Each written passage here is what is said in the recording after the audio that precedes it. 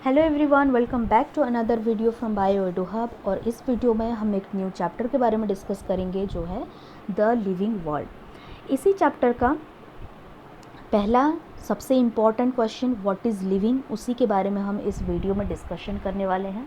हम देखेंगे कि लिविंग ऑर्गेनिजम्स का जो डिफाइनिंग कैरेक्टरिस्टिक्स है या एक्सक्लूसिव कैरेक्टरिस्टिक जो सिर्फ और सिर्फ आपको लिविंग में ही देखने को मिलेगा, वो प्रॉपर्टीज़ क्या क्या होते हैं। तो चलिए शुरू करते हैं। सबसे पहला सवाल ये है कि अगर आपको आइडेंटिफाई करना हो लिविंग और नॉन लिविंग ऑर्गेनिजम्स में, या आपसे ये सवाल पूछा जाए कि कुछ कैरेक्टरिस्टिक्स आप बताइए लिविंग ऑर्गेनिजम्स का, तो कौन कौन से कैरेक्टरिस्टिक्स आपके दिमाग में आते हैं। सबसे पहला ग्रोथ, डेफिनेटली आप बोलेंगे। बहुत सारे जितने भी लिविंग ऑर्गेनिजम्स हैं वो सब ग्रोथ शो करते हैं।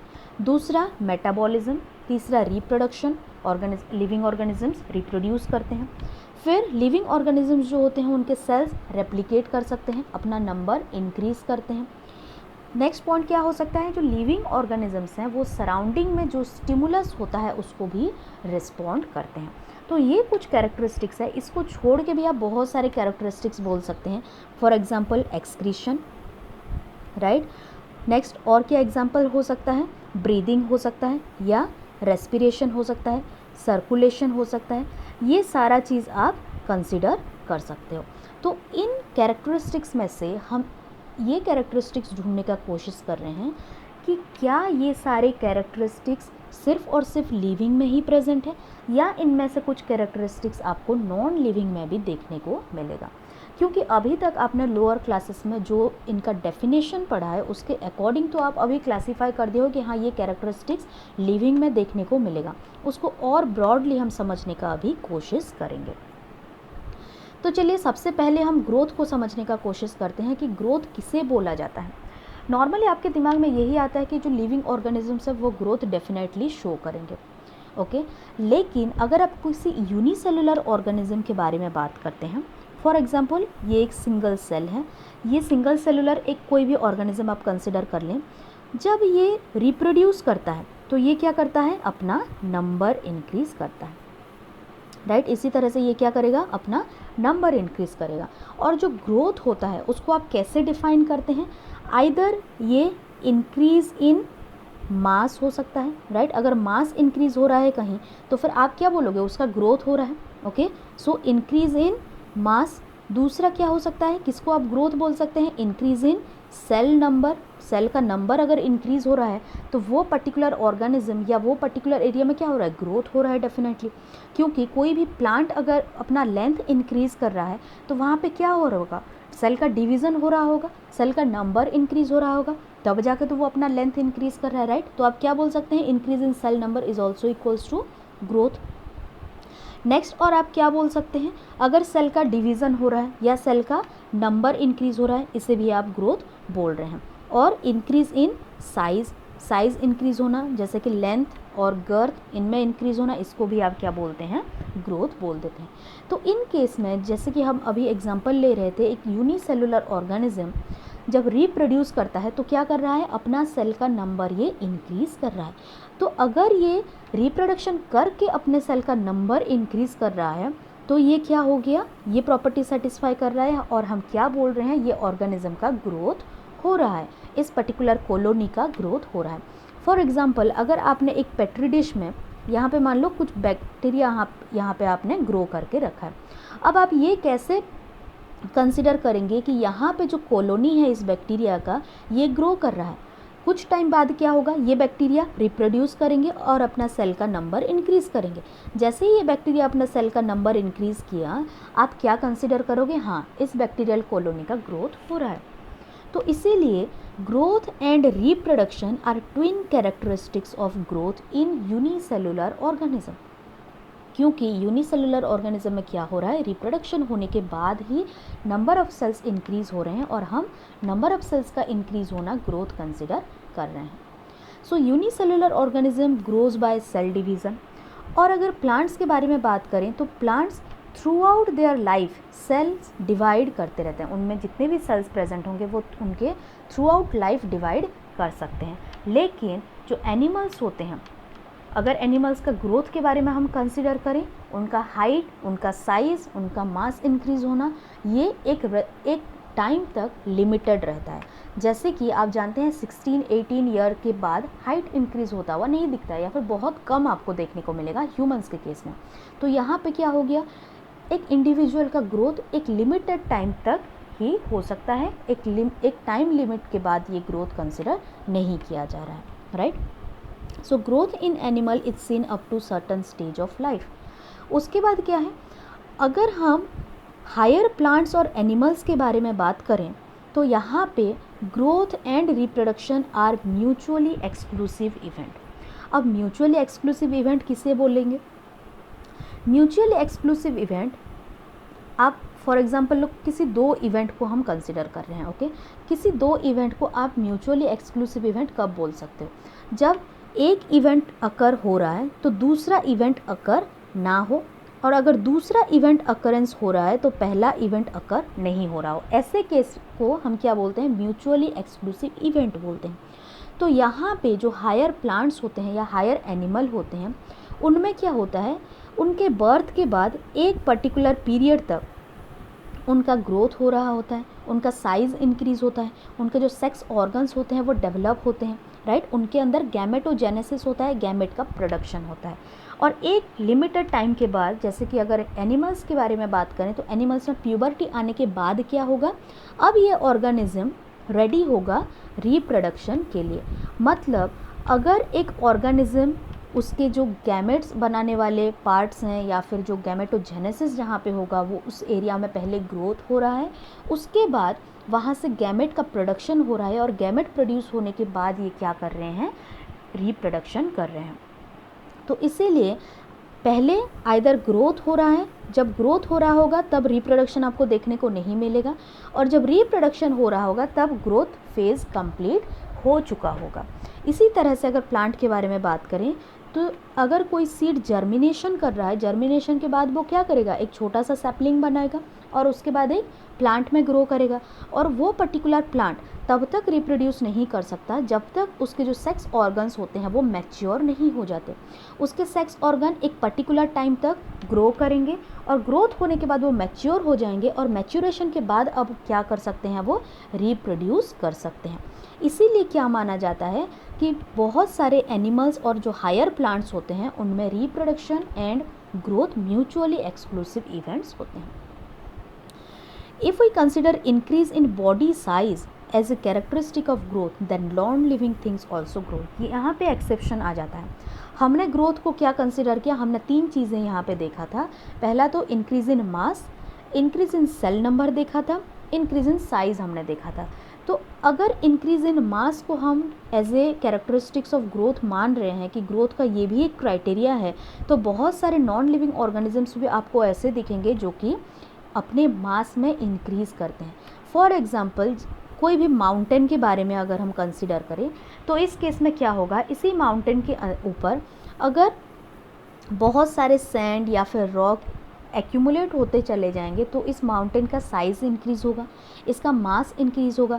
और हमने क्या कंसिडर किया है ग्रोथ को? Increase in size, increase in mass, increase in cell number, ये सारे के सारे ग्रोथ के क्राइटेरिया हमने लिया है। तो ऐसे केस में ये नॉन लिविंग ऑर्गेनिज्म और नॉन लिविंग थिंग्स को भी हमें क्या लेना होगा? ये ग्रो कर रहे हैं, माउंटेन ग्रो कर रहा है, हम इसी तरह से बोलते हैं। तो ऐसे केस में क्या आप ये बोल सकते हो कि ग्रोथ सिर्फ और सिर्फ आपको लिविंग थिंग में ही देखने को मिलेगा? नहीं, आप ऐसा नहीं बोल सकते। लिविंग के साथ साथ नॉन लिविंग थिंग भी ग्रो कर रहे हैं। इसीलिए ये जो ग्रोथ होता है ये लिविंग ऑर्गेनिजम्स का कैरेक्टरिस्टिक ज़रूर है। सारे लिविंग ऑर्गेनिज्म आपको ग्रो करते हुए नज़र आएंगे, लेकिन इसके साथ साथ आपको नॉन लिविंग ऑर्गेनिजम्स भी ग्रो करते हुए नज़र आएंगे। तो ये property growth exclusively living organism का प्रॉपर्टी नहीं कहलाएगा। नेक्स्ट बात करते हैं रिप्रोडक्शन। देखते हैं क्या हम रिप्रोडक्शन को एक्सक्लूसिवली लिविंग ऑर्गेनिज्म का प्रॉपर्टी बोल सकते हैं या नहीं।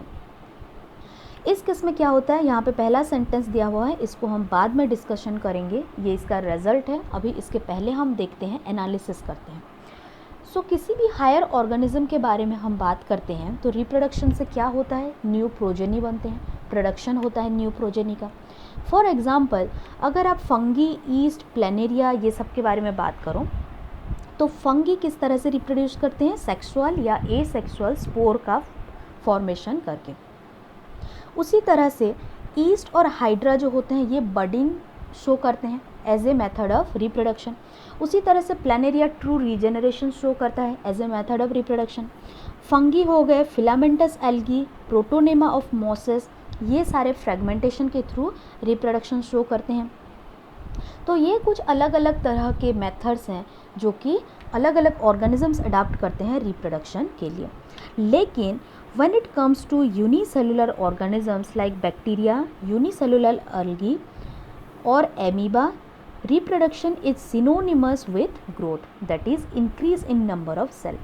क्योंकि जो यूनिसेलुलर ऑर्गेनिजम्स होते हैं वो रिप्रोडक्शन करके क्या करते हैं, अपना नंबर इंक्रीज करते हैं। और पिछले स्लाइड में ही हमने क्या बात किया था, इंक्रीज इन सेल नंबर को हम क्या बोलते हैं, ग्रोथ बोला जाता है, राइट। तो इसीलिए यूनिसेलुलर ऑर्गेनिजम्स में अगर कोई यूनिसेलुलर ऑर्गेनिज्म रिप्रोड्यूस कर रहा है तो डेफिनेटली इनका ग्रोथ भी हो रहा है, उनके कॉलोनी का ग्रोथ भी हो रहा है। तो ये क्वेश्चन भी बार बार पूछा जाता है। ये स्टेटमेंट आपको अच्छे से ध्यान रखना है कि reproduction is synonymous with growth in case of unicellular organisms. Next बात करते हैं कुछ एक्सेप्शंस के बारे में। ऐसे आपको बहुत से लिविंग ऑर्गेनिजम्स नज़र आएंगे जो कि रिप्रोड्यूस नहीं कर सकते। For example mule, sterile worker bee और इनफर्टाइल ह्यूमन कपल। ह्यूमन में भी ऐसे बहुत सारे आपको देखने को मिलेंगे जो कि इनफर्टाइल होते हैं। वर्कर बी जो होता है हनी बी का एक उन्हीं के कॉलोनी में रहते हैं, तो ये वर्कर बी भी इनफर्टाइल होते हैं। म्यूल होते हैं, म्यूल भी इनफर्टाइल होते हैं। तो लेकिन ये सारे तो लिविंग ऑर्गेनिजम्स हैं बट स्टिल ये रिप्रोड्यूस नहीं कर पा रहे हैं। इसी वजह से रिप्रोडक्शन को हम ये नहीं बोल सकते कि अगर ये लिविंग ऑर्गेनिज्म है तो ये डेफिनेटली रिप्रोड्यूस कर रहा होगा। इसका मतलब reproduction is not exclusive feature of living organisms. हालांकि नॉन लिविंग ऑर्गेनिजम्स या नॉन लिविंग ऑब्जेक्ट्स जो हैं वो कभी भी रिप्रोडक्शन शो नहीं कर सकते, लेकिन ऐसे भी हमें बहुत सारे लिविंग ऑर्गेनिजम्स मिले जो कि रिप्रोड्यूस नहीं कर पाते हैं। इसीलिए हम रिप्रोडक्शन को भी एक्सक्लूसिव कैरेक्टरिस्टिक्स नहीं मान रहे हैं। ये डेफिनेटली एक कैरेक्टरिस्टिक्स आप बोल सकते हो, लेकिन सिर्फ और सिर्फ सारे लिविंग ऑर्गेनिज्म इस कैरेक्टरिस्टिक्स को शो नहीं करेंगे। नेक्स्ट बात करते हैं नेक्स्ट कैरेक्टरिस्टिक्स, जैसे मेटाबॉलिज्म बोला जाता है। सो मेटाबॉलिज्म का मतलब क्या है, all the chemical reactions occurring inside a living body और cell is called as metabolism. हम जानते हैं एक लिविंग सेल के अंदर बहुत सारे बायोमॉलिक्यूल्स मिलेंगे और उन बायोमॉलिक्यूल्स में कुछ ना कुछ इंटरैक्शंस हमेशा चल रहा होता है, जैसे कि प्रोटीन का सिंथेसिस होना, डीएनए का रेप्लिकेशन होना, प्रोटीन एक जगह से दूसरी जगह ट्रांसपोर्ट होना। ओके, अगर कोई बाहर से एंटीजन एंटर कर रहा है या फिर कोई पैथोजन एंटर कर रहा है तो फैगोसाइटोसिस होगा। तो इसी तरह से इस सेल के अंदर हमेशा कुछ ना कुछ इंटरैक्शंस चलता रहता है इन्हीं बायोमॉलिक्यूल के बीच में। सो ये जो रिएक्शंस होते हैं या फिर ये जो आइदर ये कैसे हो सकते हैं, किसी प्रोडक्ट का ब्रेक डाउन कर सकते हैं या फिर किसी न्यू प्रोडक्ट का सिंथेसिस कर सकते हैं। अगर एक केमिकल रिएक्शन जो कि सेल के अंदर हो रहा है और वो किसी सिंथेसिस में यूज़ हो रहा है, जैसे कि ग्लाइकोजन का फॉर्मेशन, हम क्या जानते हैं जब ग्लूकोज का अमाउंट सेल में ज़्यादा हो जाता है तो वो क्या करता है, ग्लाइकोजन बना लेता है और फिर वो स्टोर कर लेता है। तो ग्लाइकोजन का सिंथेसिस होना जिस रिएक्शन से होगा, ये किस तरह का रिएक्शन कहलाएगा, ये कहलाएगा एनाबॉलिज्म। ओके, और उसी तरह से जब ग्लूकोज का डेफिशिएंसी होने लगता है बॉडी के अंदर तो ये क्या करता है, ग्लाइकोजन को ही ये ब्रेक डाउन करने लग जाता है। तो ये एक ऐसा रिएक्शन है जहाँ ब्रेक डाउन हो रहा है किसी कंपाउंड का, और ऐसे रिएक्शन को आप क्या बोल देते हो, कैटाबॉलिज्म बोल देते हो। मतलब मेटाबॉलिज्म दो तरह के हो सकते हैं। मेटाबॉलिज्म मतलब ऑल टोटल रिएक्शंस के बारे में हम बात कर रहे हैं, और ये जो रिएक्शंस हैं आइदर ये एनाबॉलिक रिएक्शन हो सकते हैं जहाँ की न्यू किसी सब्सटेंस का फॉर्मेशन हो रहा है, न्यू बायोमॉलिक्यूल का फॉर्मेशन हो रहा है, या फिर ये रिएक्शन ऐसे भी हो सकते हैं किसी बायोमॉलिक्यूल को आप ब्रेक डाउन कर रहे हो। So it can be anabolism और कैटाबॉलिज्म। जितने भी प्लांट्स, एनिमल्स, फंगी या माइक्रोब्स, या मैं अगर सारे लिविंग ऑर्गेनिजम्स के बारे में बात करें तो सारे लिविंग ऑर्गेनिजम्स किसी न किसी सेल से बने हुए होंगे, और इसी सेल के अंदर डेफिनेटली जितने बायोमॉलिक्यूल्स प्रेजेंट हैं उनमें इंटरैक्शंस तो हो ही रहा होगा। अगर इंटरैक्शन ही बंद हो गया तो वो सेल कभी भी लिविंग नहीं कहलाएगा, वो सेल खुद ही डेड हो जाएगा, क्योंकि सेल को ज़िंदा रहने के लिए भी क्या करना है, ये सारे इंटरेक्शन करते रहना है। तो इसीलिए ये मेटाबॉलिक प्रोसेस जितने भी होते हैं ये सारे लिविंग ऑर्गेनिजम्स में आपको देखने को मिलेंगे। तो हम क्या ढूंढ रहे थे, हम कोई ऐसा प्रॉपर्टी ढूंढ रहे थे लिविंग ऑर्गेनिजम्स में वो जो कि सिर्फ और सिर्फ लिविंग ऑर्गेनिजम्स में ही देखने को मिले, नॉन लिविंग में ये देखने को नहीं मिले। सो अभी बात करते हैं नॉन लिविंग ऑर्गेनिजम्स के बारे में। किसी भी नॉन लिविंग ऑब्जेक्ट को आप पकड़ लो, मान लो किसी स्टोन को आपने पकड़ा, आपके टेबल पे पेन पड़ा हुआ होगा, पेन को आप कंसिडर कर सकते हैं। तो इस केस में क्या पेन के अंदर मेटाबॉलिक रिएक्शंस देखने को मिलेंगे आपको? कभी देखने को नहीं मिलेंगे यहाँ पे। वो क्यों देखने को नहीं मिलेंगे? क्योंकि इसके अंदर किसी भी तरह के इंटरेक्शंस नहीं मिलेगा। ओके, किसी भी तरह के इंटरेक्शंस आपको नहीं मिलेगा। सो ये बोला जाता है कि जो मेटाबॉलिज्म है वो सिर्फ और सिर्फ आपको लिविंग ऑर्गेनिजम्स में ही देखने को मिलेंगे। No non living objects exhibit the metabolism. Next एक बहुत ही इंपॉर्टेंट यहाँ पे स्टेटमेंट लिखा हुआ है कि an isolated metabolic reactions outside the body of organisms performed in a test tube is neither living or non-living. For example जब आप लेबोरेटरी में काम कर रहे होते हैं तो आप क्या देख रहे होते हैं, किसी टेस्ट ट्यूब में मान लो किसी एक रिएक्शन के बारे में स्टडी कर रहे होते हैं। अब हमने थोड़ी देर पहले क्या डिस्कशन किया, जितने भी मेटाबॉलिक रिएक्शंस होते हैं वो सारा कोई सेल के अंदर आपको देखने को मिलेगा, लेकिन वो रिएक्शंस जो कि आपको टेस्ट ट्यूब में आप खुद परफॉर्म करते हो, तो क्या आप उस रिएक्शन को, जो मेटाबॉलिक रिएक्शन है, क्या आप उनको ये बोल सकते हैं कि ये लिविंग रिएक्शंस हैं या नॉन लिविंग रिएक्शंस हैं? आप इस तरह से इनको क्लासीफाई नहीं कर सकते, क्योंकि रिएक्शंस लिविंग और नॉन लिविंग में क्लासीफाई हो ही नहीं सकता। लेकिन वो पर्टिकुलर रिएक्शन अगर किसी ऑर्गेनिज्म के अंदर परफॉर्म हो रहा है, किसी सेल के अंदर परफॉर्म हो रहा है, तो डेफिनेटली वो सेल या वो ऑर्गेनिज्म जो है वो लिविंग हो जाएगा।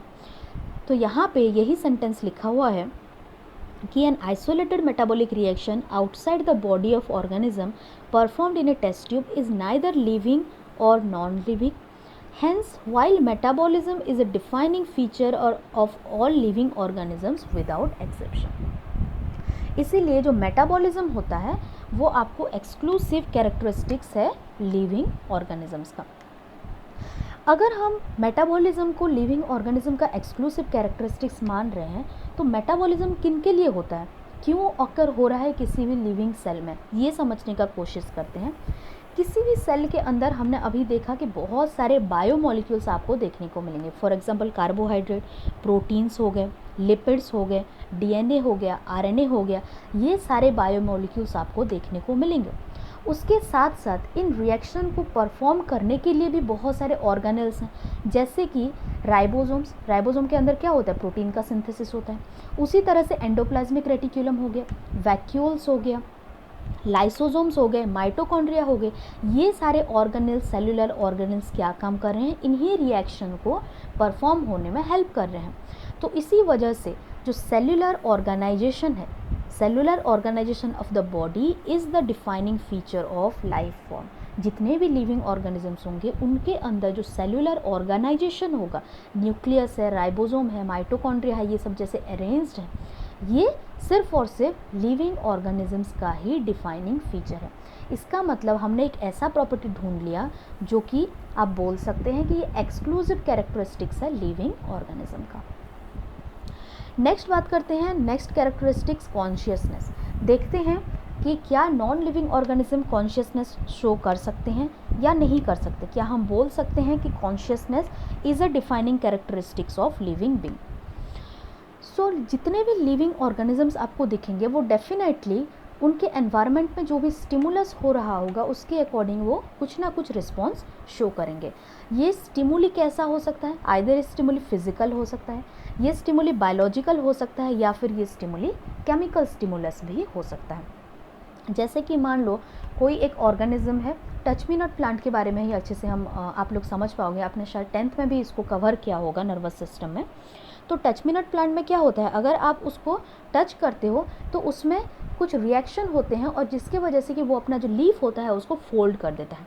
तो ये क्या है, ये एक रिस्पॉन्स शो कर रहा है किसी स्टिमुलस की वजह से। उसी तरह से अगर हम फ़िश के बारे में बात करते हैं जो किसी पॉन्ड में या एक्वाटिक एनवायरनमेंट रह रहा होता है, तो ये फ़िश क्या करता है, उसके एनवायरनमेंट में जो भी चेंजेस हो रहे हैं उसके अकॉर्डिंग वो उसके अंदर मेटाबॉलिक रिएक्शंस होते हैं, उसके अकॉर्डिंग वो कुछ ना कुछ रिस्पॉन्स शो करता है। जैसे कि आप अगर इसके एनवायरनमेंट में थोड़ा बहुत कुछ भी इसको खाना दे दो, या फिर इसके पर्टिकुलर एनवायरनमेंट में आप थोड़ा बहुत पानी को इधर उधर कर दो, तो फिर ये फ़िश क्या करेगा, उसमें रिस्पॉन्स शो करेगा। आप खाना दे रहे हो तो ये फ़िश क्या करेगा, उसके पास जाएगा खाना खाने के लिए। आप अगर इस पर्टिकुलर एनवायरनमेंट को किसी तरह से मूव कर रहे हो तो ये फ़िश क्या करेगा, उसके अकॉर्डिंग मूव भी करने लगेगा। तो ये क्या कर रहा है, एक्सटर्नल एनवायरनमेंट में जो भी स्टिमुलस है उसके अकॉर्डिंग वो खुद को रिस्पॉन्स शो कर रहा है। सो यहाँ पे ये सेंटेंस में यही लिखा हुआ है कि we sense our environment through our sense organ. For example हमारे कितने सेंस ऑर्गन्स हैं, आई हो गया, ओके, हम लाइट को सेंस कर सकते हैं इसके थ्रू, नोज़ किसी भी चीज़ का जो स्मेल है उसको सेंस कर सकते हैं, राइट। तो ये जो सेंस ऑर्गन्स हैं उसके थ्रू हम एनवायरनमेंट को सेंस करते हैं। Plants respond to external factors like light, water, temperature, other organisms, pollutant etcetera. Plant किसको रिस्पॉन्ड करते हैं, इनके लिए एक्सटर्नल फैक्टर क्या क्या होते हैं, लाइट होगा, वाटर होगा, टेम्परेचर, किसी भी अदर ऑर्गेनिजम्स जो कि उनके आसपास हैं, और पोल्यूटेंट्स, ये सारे क्या होते हैं, प्लांट्स के लिए एक्सटर्नल फैक्टर्स हैं। इसके साथ साथ जो सीजनल ब्रीडर्स होते हैं, आपने देखा होगा कि जो पपीज़ होते हैं या फिर जो डॉग्स होते हैं वो एक पर्टिकुलर सीज़न में ही ब्रीड करते हैं, मतलब एक पर्टिकुलर सीज़न में वो क्या करते हैं, रिप्रोड्यूस करते हैं। तो इनको हम क्या बोल देते हैं, सीजनल ब्रीडर्स बोलते हैं। और कुछ प्लांट्स भी ऐसे होते हैं जो कि एक पर्टिकुलर ईयर के ड्यूरेशन में ही क्या करेंगे, रिप्रोड्यूस कर पाएंगे।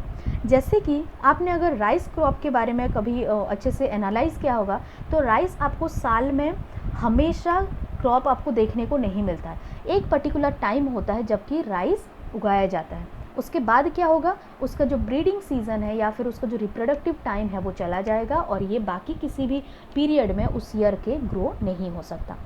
तो ये जो सीजनल ब्रीडिंग है ये किस पे डिपेंड करता है, लाइट पे डिपेंड करता है, टेम्परेचर पे डिपेंड करता है, और इसको हम क्या बोलते हैं, फोटो पीरियड बोलते हैं। फोटो पीरियड एक ऐसा टाइम पीरियड है, एक ऐसा ड्यूरेशन ऑफ लाइट है जो कि इन एनिमल या फिर इन प्लांट्स को ब्रीडिंग करने में हेल्प करता है।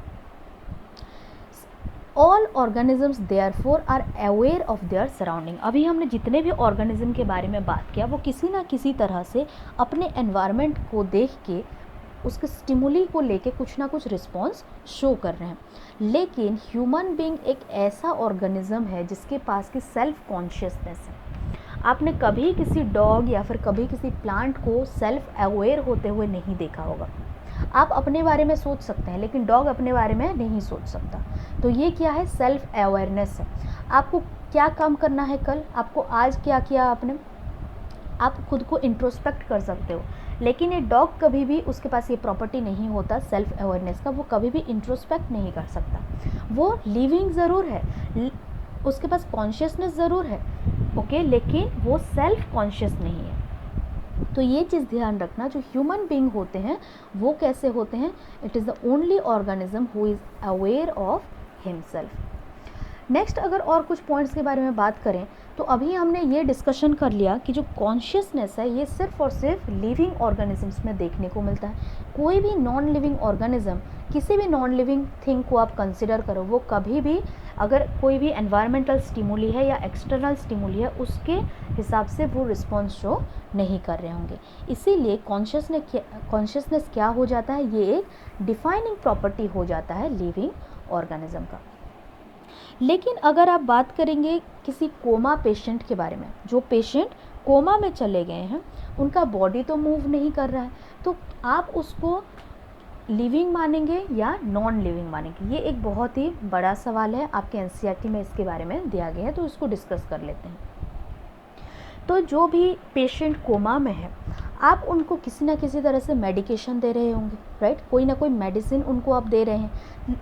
मेडिसिन दे रहे हैं तो उनका सेल क्या कर रहा है, उसको रिस्पॉन्ड कर रहा है, कोई ना कोई इफ़ेक्ट उसके सेल के अंदर क्या हो रहा है, मेटाबॉलिक रिएक्शंस चल रहे हैं। अगर सेल के अंदर मेटाबॉलिक रिएक्शंस चल रहे हैं, ब्रेन डेड डेफिनेटली है, क्योंकि कोमा पेशेंट का ब्रेन डेड होता है। तो ब्रेन उनका डेड ज़रूर है, लेकिन उनके अंदर जो बाकी सेल्स होते हैं, उनके सेल्स में क्या चल रहा है, मेटाबॉलिक रिएक्शंस चल रहा है। वो किसी भी ड्रग या फिर किसी भी मेडिकेशन जो आप एक्सटर्नली उनको प्रोवाइड कर रहे हैं, उनके सेल्स उनको रिसीव कर रहा है उस मेडिकेशन को, और उसके अकॉर्डिंग वो कुछ ना कुछ रिस्पॉन्स शो कर रहा है, कोई ना कोई प्रोडक्ट उसमें बना रहा है। इसीलिए जो पेशेंट कोमा में चले गए होते हैं वो लिविंग ज़रूर है। ये क्वेश्चन आपके एनसीईआरटी में पूछा गया है। नेक्स्ट क्या है, all living phenomenon are due to metabolic reactions occurring inside the body. Definitely जितने भी लिविंग फेनोमेनन है, अभी हमने कुछ लिविंग फेनोमेनन के बारे में बात किया था, जैसे रिप्रोडक्शन हो गया, एक्सक्रीशन हो गया, रेस्पिरेशन हो गया, ये सारे फेनोमेनन किस तरह से होते हैं, किसी ना किसी मेटाबॉलिक रिएक्शंस जो बॉडी के अंदर चल रहा है, कुछ ना कुछ रिएक्शंस हो रहा है, कुछ ना कुछ मॉलिक्यूल्स का मूवमेंट हो रहा है, इसी के वजह से सारे लिविंग फेनोमेनन आपको देखने को मिलेंगे। जैसे कि एक्सक्रीशन हो गया, एक्सक्रीशन किस तरह से होता है, जब किडनी फिल्टर कर रहा है मॉलिक्यूल का, जितने भी हार्मफुल या वेस्ट प्रोडक्ट हैं उसको फिल्टर करके वो बाहर निकाल रहा है। तो ये भी क्या है, एक तरह से किडनी अपना फंक्शन शो कर रहा है, किडनी के जो सेल्स होते हैं वो कोई ना कोई काम कर रहे हैं, इसी वजह से ये किडनी क्या कर पा रहा है, वेस्ट मटेरियल को रिमूव कर पा रहा है। तो इसीलिए यही बोला जाता है कि all living phenomenon are due to metabolic reactions occurring inside the body. जितने भी टिश्यू के प्रॉपर्टी होते हैं वो किससे अराइज होते हैं, जो सेल्स होते हैं, हम जानते हैं बहुत सारे सेल मॉर्फोलॉजिकली और फंक्शनली सिमिलर होते हैं, और ये सेल मिल के क्या बनाते हैं, टिश्यू का फॉर्मेशन करते हैं।